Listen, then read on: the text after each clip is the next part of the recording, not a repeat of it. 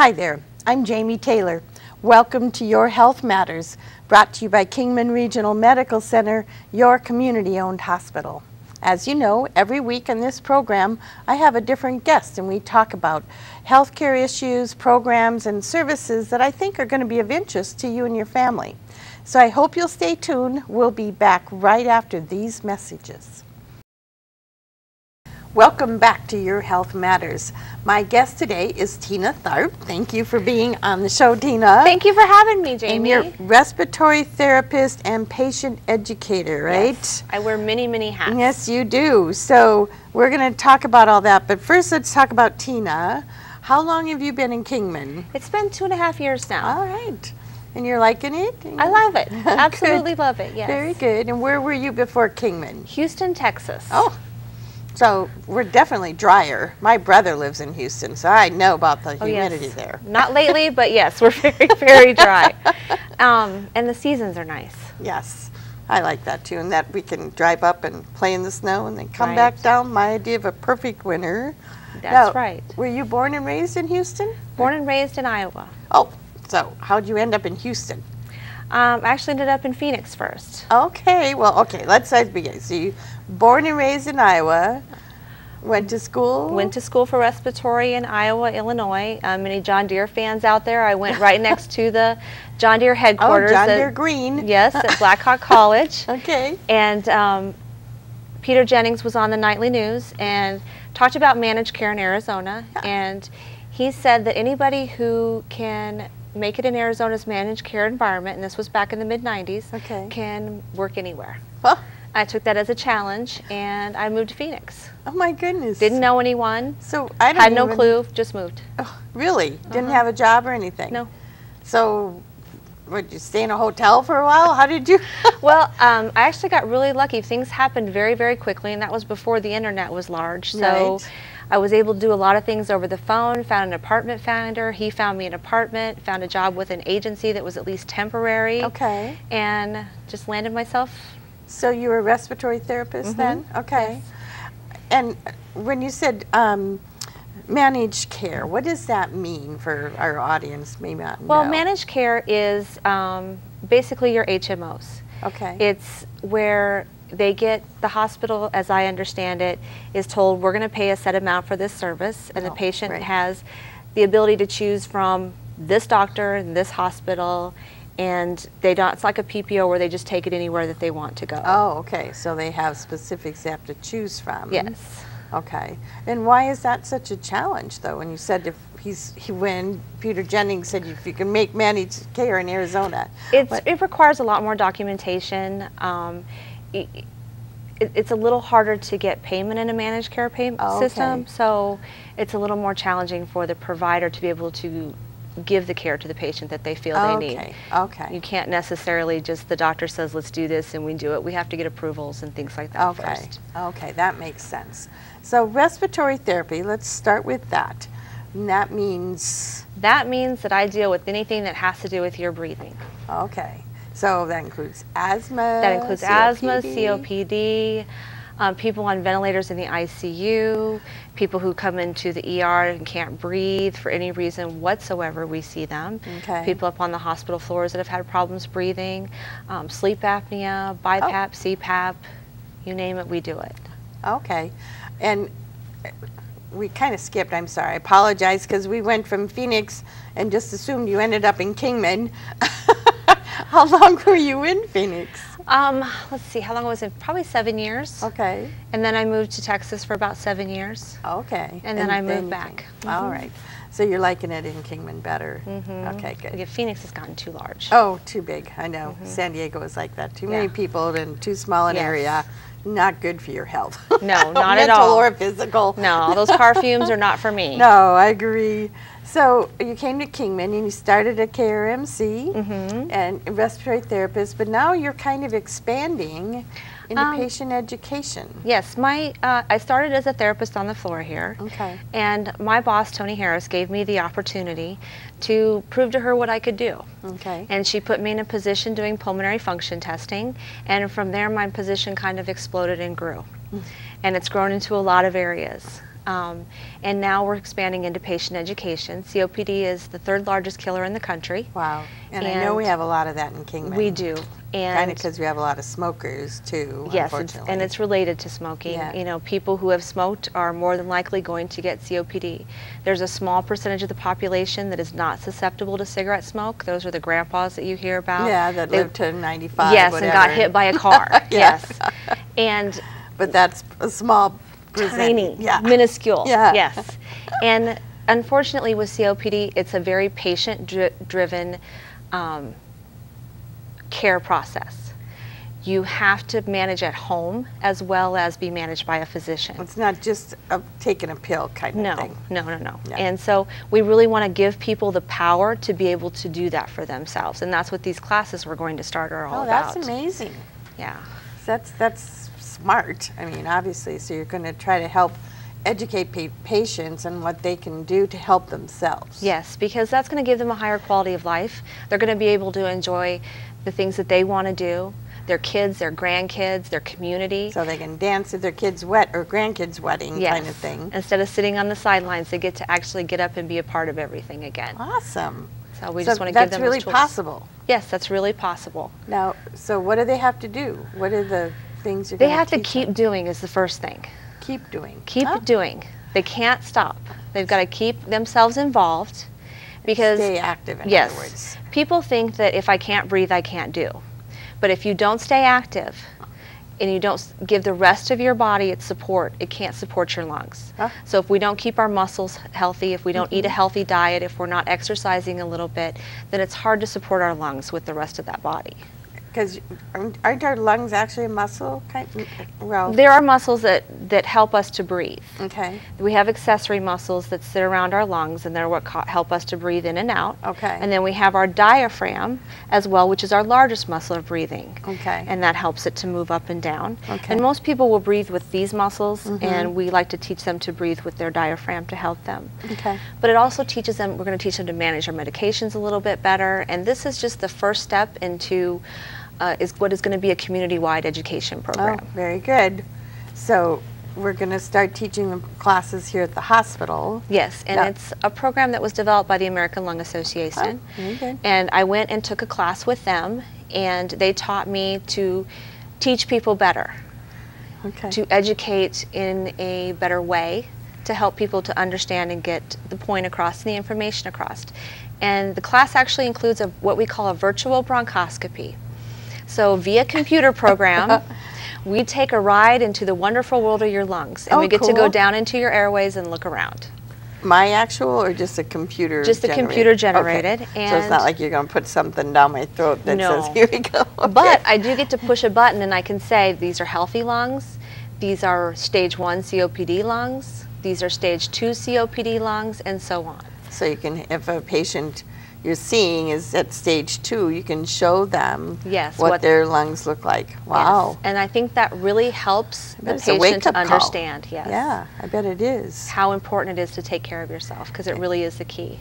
And wouldn't it be great if you could catch them before they get to that point? That would be wonderful. Yeah. Our kids, and of course, you know, I mean, I have to admit, I'm an ex-smoker myself, spent 13 years now. Yay. Yay! But we all know the best way is to never start. Yes. You know, because quitting smoking is very difficult. Yes. And it has so many side effects that that's just one of them. We do have access, though, to the Ash Line here, which is the state program to help people quit smoking. Yes. And they give you counseling, free access to medications. And they have a class that meets every Tuesday here at the hospital, 6 p.m. Okay. They have a new class that starts at the beginning of every month. It's through the Ash Line in coordination with McTUP, which is the Mojave County program. Right. And they just help support each other so that they don't have to smoke anymore. That's great. And that is, I mean, it's like I know for myself that it's changing your, I remember they used to say you have to look at wherever you smoked and change that, you know, process or that habit. And I was like, I pretty much smoke everywhere except when I'm sleeping. So I slept a lot till I got through those first 2 stages. Well, and people, I think people give up too soon. Because it takes 21 days to build a habit. Right. And if you can do one thing and just make one small change for 21 days, then that change becomes habit, and you no Right. longer have to try anymore. That's a good point. And that's Good all we point. ask of people, is to make one change for 21 days. And if you think about it, we can pretty much, you can do pretty much anything Yes. for 21 days. Yes, you know. we've all done pretty much anything Anything for 21 days. And then 22 days, it's a habit, and Yes. you're good. Yeah, So and then you you don't stop have to thinking. go back. Yeah, you Yeah. do. I mean, I have to admit, like I said, it's been 13 years for me now, and I would never go back to smoking That's again. awesome. And there was a time when I used to say that when the time comes that I die, that I was hoping I'd have enough notice so I could go out and buy one last pack. I know that sounds terrible, but I don't think that way anymore. That was Well, just those good. first couple of years when I quit. And it's hard. People don't realize it's a drug addiction. It is. Addiction, and it's Totally. the only one we don't treat like one. You know, you're And- right. And the thing, I know for myself that I'm a narcotic addict. That if, not a narcotic. that's the Nicotine? word. Nicotine addict. I'm not a narcotic, please. No. Sorry. She wouldn't be sitting up, I folks. would, no, yeah, thank you. But if I have one, that I would, put me right that's back. all It's it like takes being is an just that alcoholic. one. Yeah. Same thing. So you just don't go there. No, you can't. You can't. And it saves your life not to. Right, right. It really And- does. And, you know, we used to tell people it was healthy for them to smoke. Oh, I know. We- Yeah, I started smoking to help me lose weight. Yes. And now we know different. Right. We're smarter. We're better Yeah. educated. Yes. And now we're trying to make our patients better educated so we can help them That's too. great. Now, this class that you're offering, is it paid?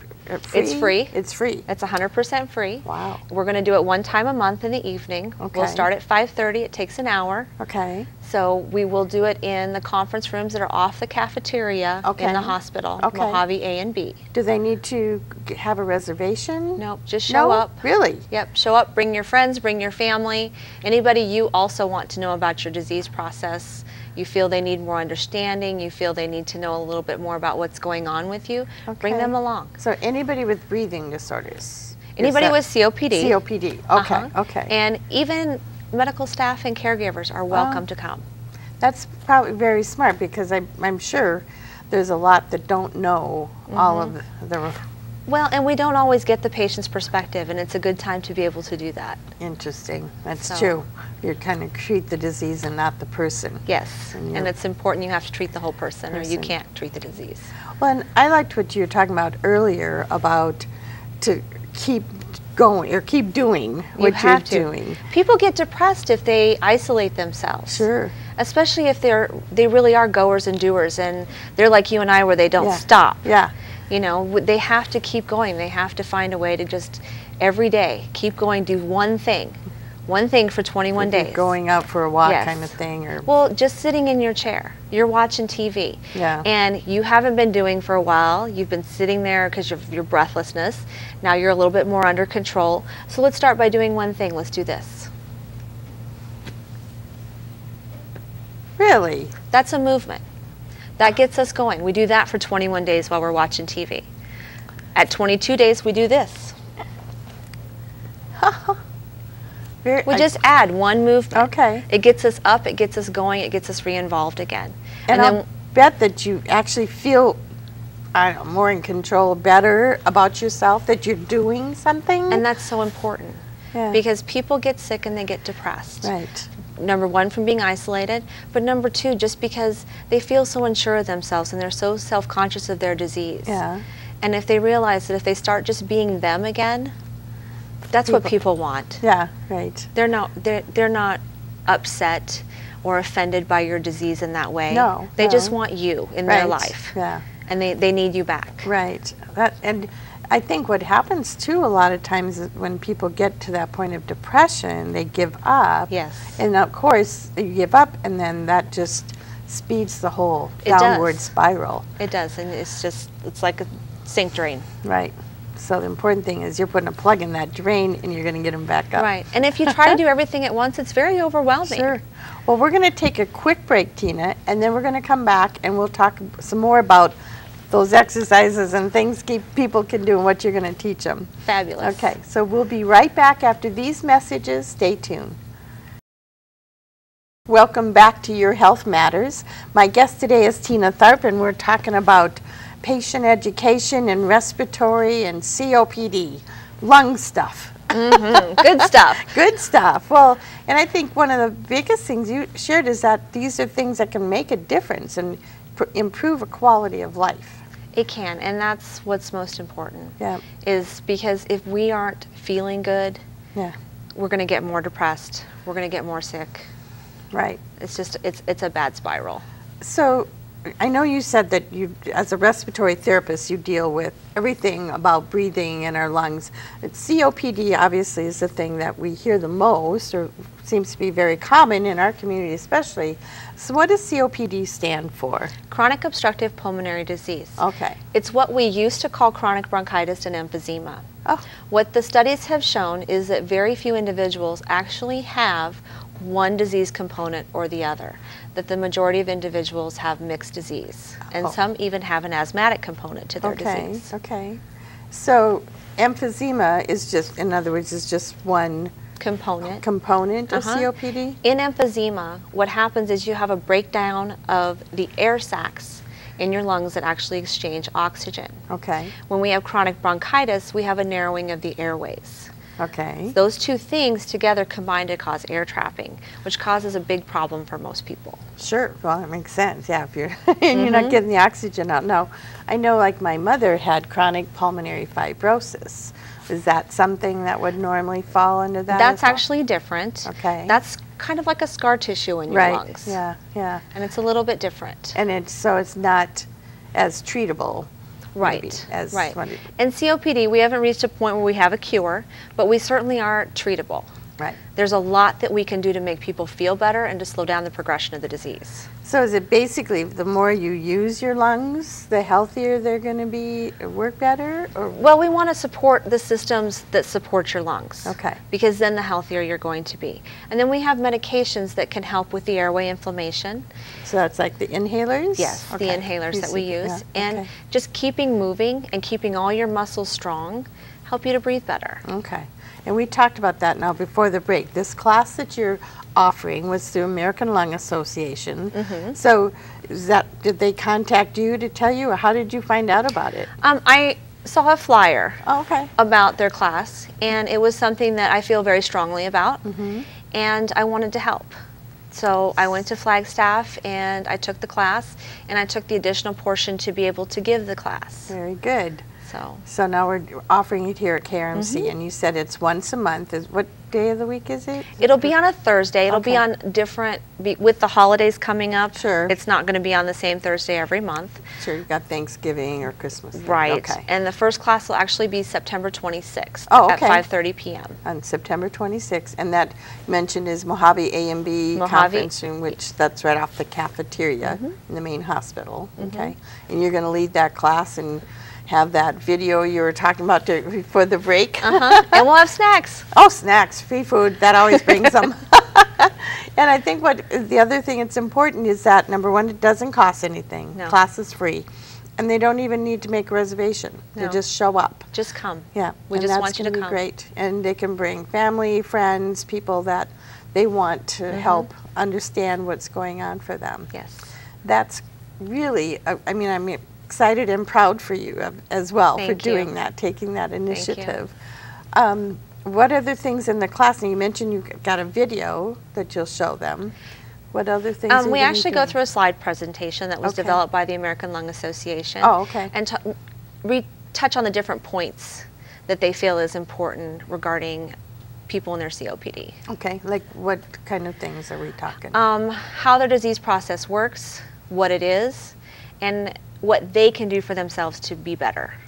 And like you said, empowering them. And I think that's one of the biggest things for people when they realize and recognize that they have a choice and they can do something about their issue. But again, like we talked about before the break, when you get depressed and you think, oh, I have this and it's going to be for the rest of my life, and why bother?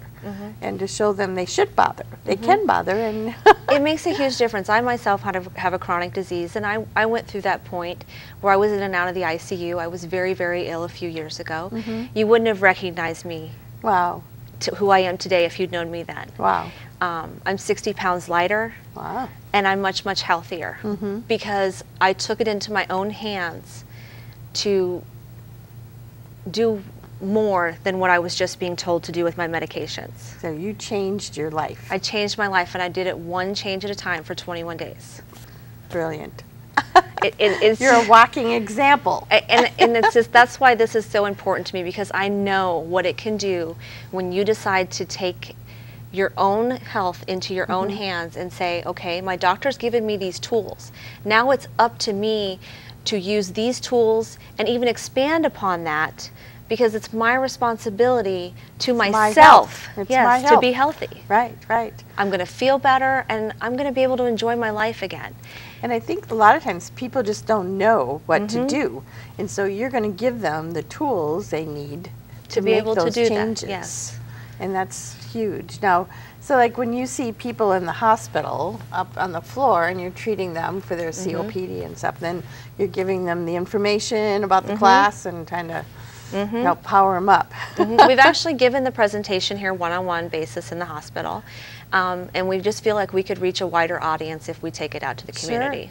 So we're going to have to get together and start promoting this, obviously. We need to get some ads out there so people know about it, because you know, we have to, they talk about you have to see something 7 times 7 different ways for it to register. So this will be a big thing, but we want to make sure they know as well that we can. Fabulous. I'm excited. Good. I'm glad. So besides the class, I know, and besides respiratory, you also work with the wound care. I do. I do hyperbarics as well. Take people into the chamber, and we try to help them heal. We try to help them get over osteomyelitis, radiation. That's an infection in your bone, and a lot of times they'll give IV antibiotics for that.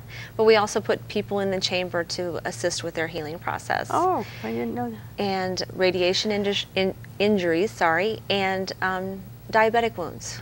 Oh, that don't heal. Then that's what the hyperbaric. Yes, we bathe you in 100% oxygen, and hopefully. You know, when they first brought that chamber over here, someone had told Terry and I that it helps with wrinkles. And we both volunteered to be their guinea pigs, but they wouldn't let us. I know, if I could put myself in the chamber, I'd look 20 years younger, because it does. You sleep better. It lessens it lessens the wrinkles. People feel better, and it does help heal wounds. Wow, and that's obviously the main reason. Yes, because we all know how bad we feel when we simply get a cut in the time that it takes it to heal. Imagine somebody who's diabetic, and that wound has been there for months. Oh. You know, it's just, it's time to be done with it. It's time to get it healed and be over and done with it. And our wound care center does an amazing job. Those girls are just, they're magic workers as far as I'm concerned. They do such a great job with wounds. Well, and again, I think I like comparing it to the fact people don't realize that they have options. Yes. And they shouldn't give up. No. And sometimes they have to keep pushing, keep asking the right questions, and if there's people watching this program maybe that have those kind of diabetic issues and stuff and didn't know, they could ask their doctor to get them a referral so they can get into the chamber and get that fixed. We would love to have them. Sure. And love to have them, and it's 2.5 hours out of your day. And 5 days a week for usually 60 dives, and then it's healed. Yeah. That's the amazing thing. If you've been living with that for months, I mean, I've heard that people for a long time, and nothing else works. And then, you know, you don't, same thing, you don't feel like going out and doing. Yeah. You hold back, you isolate yourself. Well, you probably, a lot of times I would think it almost can, depending on where the wound is, can be very debilitating. Sure. Incapacitates you almost to that. So I'm just excited that we have tools to give people new hope, if you would, and new opportunities to get better. Because we're all about living with a quality of life. Now, is there a phone number if they want more information that they should call? 928-681-8555. 8555. Yes. That's an easy number to remember. 681-8555. Yes. Great. And we'll get ads out there so they'll have more information. So thank you for being on the show today, Tina, and sharing this information. I'm excited for our patients and our community. Me too. And it's always a joy to talk to you. Good. Well, thanks for joining us today. I hope you learned something new. I know I did. And join us again next week when we'll have another great guest on the program.